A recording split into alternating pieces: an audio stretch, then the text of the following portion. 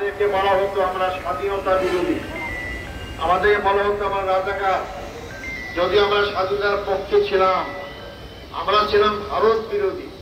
আমার দেশ ভারত দখল করুক, আমার দেশ ভারত শোষণ করুক, আমার দেশ ভারতের ডিকটেশনে চলুক, এর বিরুদ্ধে জামাত সবসময় সোচ্চার ছিল। এই জন্য তারা জামাতকে বরদাস্ত করতে পারেনি এবং তাই এই জন্য আমাদের 11 জন কেন্দ্রীয় নেতাকে হত্যা করলো। বাংলাদেশ জামাত ইসলামীর তৎকালীন আমিরে জামাত মৌলানা মতিউর রহমান নিজামী, যিনি সারা বিশ্বের মুসলিম 100 জন স্কলারের মধ্যে 42তম স্কলার ছিলেন, তাকে মিথ্যা মামলা ফাঁসি দেওয়া হলো। আলী হাসান মান মুজাহিদ, তাকেও ফাঁসি দেওয়া হলো। এইভাবে আমাদের সহকারী সেক্রেটারি জেনারেল জনাব কামারুজ্জামান, আব্দুল কাদের মোল্লা এবং নির্বাহী পরিষদ সদস্য মীর কাসিম আলীকে হত্যা করা হলো। সংগ্রামী ভাই বন্ধুগণ, যারা হত্যা করে উল্লাস করেছিল, স্বাধীনতার পক্ষের শক্তি বলে দাবি করেছিল, যারা এই দেশকে স্বাধীন করেছে দাবি করেছিল, আজকে তারা কোথায়? আজকে তারা এই দেশ থেকে পালিয়ে গিয়েছে। জামাত ইসলামীর লোকেরা পালিয়ে যায় না।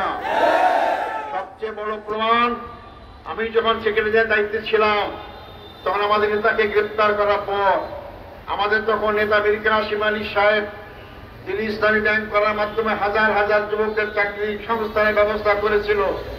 মীর কাসিম আলী সাহেব বিদেশ সেনায় হাজার হাজার যুবকদের চাকরির ব্যবস্থা করেছিল।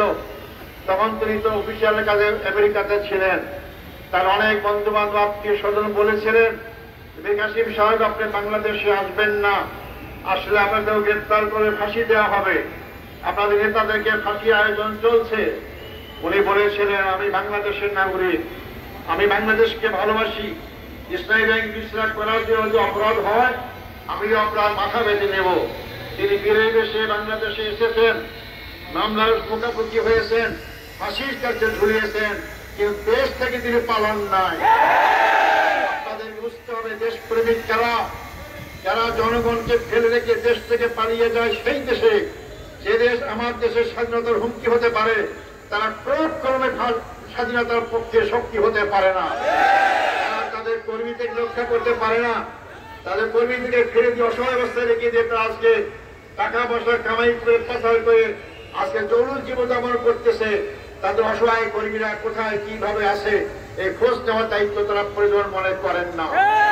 জামাত ইসলামী সেই দল নয়। আমার একটা স্মার্ট সিদ্ধান্তে 25% গ্যাসের খরচ কমেছে। ভাবছেন কিভাবে? সাধারণ গ্যাস স্টোভ বদলে আমি এনেছি আরএফএল গ্যাস স্টোভ। এর সাইন্টিফিক নজল ও ব্রাস বার্নার ক্যাপ সমানভাবে তাপ ছড়িয়ে রান্না করে দ্রুত, তাই গ্যাসও বাঁচায় 25%, টাকাও বাঁচে 25%। আরএফএল গ্যাস স্টোভ নিরাপদ ও গ্যাস সাশ্রয়ী।